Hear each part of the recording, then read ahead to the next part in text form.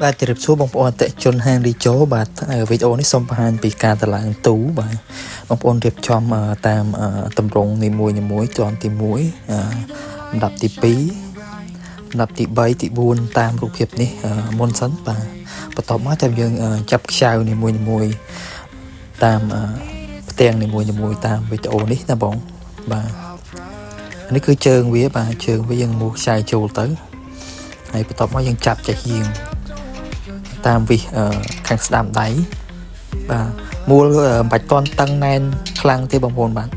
មូលមកល្មមសិនដើម្បីយើងសេរីតាមក្រោយទៀតនេះខាងផ្ទាំងខាងក្រោយបងប្អូនបាទអញ្ចឹងផ្ទាំងក្រោយមាន3ផ្ទាំងអញ្ចឹងយើងចាក់ដាក់កលឹះជ័រនេះចូលពេលដែលដាក់ផ្ទាំងទៅយើងដាក់កលឹះជ័រចូលតាមរុនប្រឡោះប្រហោងកលឹះកឹបវាមួយចូលទៅបងប្អូនបាទយើងដាក់ទាំងផ្ទាំង3រួចរាល់ហើយបាទចាំយើងស្រែទ្វារតាមក្រោយទៀតបាទនេះយើងគេផ្ដើមចាប់កលឹះចូលនេះគឺត្រង់ដៃខាងកដាលត្រូកដាលសម្រាប់ត្រូរៀនដែលយើងត្រូវកាប់ចានបាទយើងដាក់ជ័រចាប់វិសចូលសិនបាទជ័រចាប់វិសចកត់វាចូលអុកវាឲ្យចូលឲ្យហឹបណែនសិនទៅបាទទាំងសងខាងបាទបន្ទាប់ពីយើងដាក់ហាប់ណែនចូលហើយយើងចាប់ដើមមើលអាត្រង់ចន្លោះវាបងប្អូនបាទចន្លោះចអូត្រូរៀនហ្នឹងបងប្អូនមើលឲ្យវាស្មើគ្នាដែរបាទកាលណាដែលបងប្អូនដាក់អត់ស្មើយើងដាក់រៀននឹងអត់ត្រូវអញ្ចឹងបងប្អូនមើលរៀនដែកហ្នឹងឲ្យវាស្មើគ្នាខាងក្នុងហ្នឹងបាទនេះគឺយើងចាប់ពីខាងលើដើម្បីជាប់ជាមួយដែកនេះគឺយើងដាក់រៀនបាទអញ្ចឹងអាតណូរៀនហ្នឹងបងប្អូនមើលវាស្មើជាមួយនឹងដែកដែលយើងដាក់ខណ្ឌកដាលហ្នឹងបាទអញ្ចឹងយើងសូកដែកចូលហើយយើងដាក់រៀនចូលបាទយើងដាក់រៀនចូលរៀនសម្រាប់ត្រូចានត្រូកែវ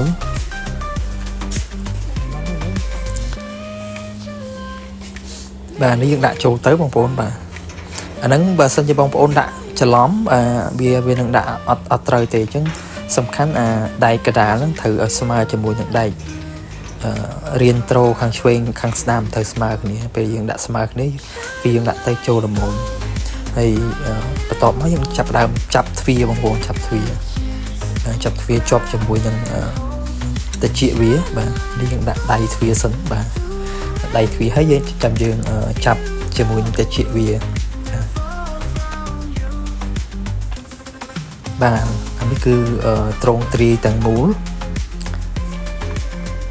ហើយយើងចាប់ដើមចាប់ជាមួយនឹងជាងទូខាងឆ្វេងខាងស្ដាំបាទ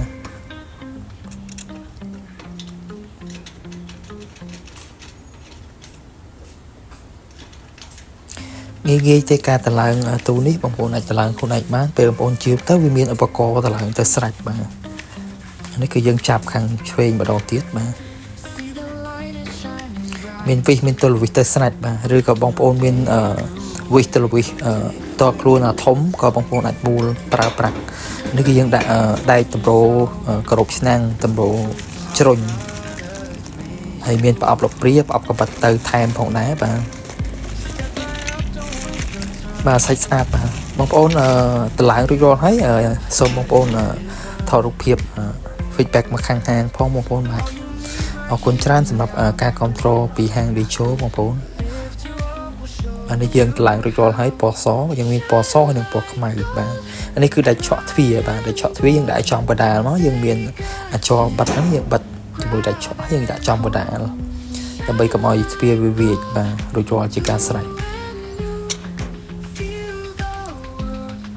អរគុណពេញចិត្តវីដេអូនេះសូមបងប្អូនជួយ feedback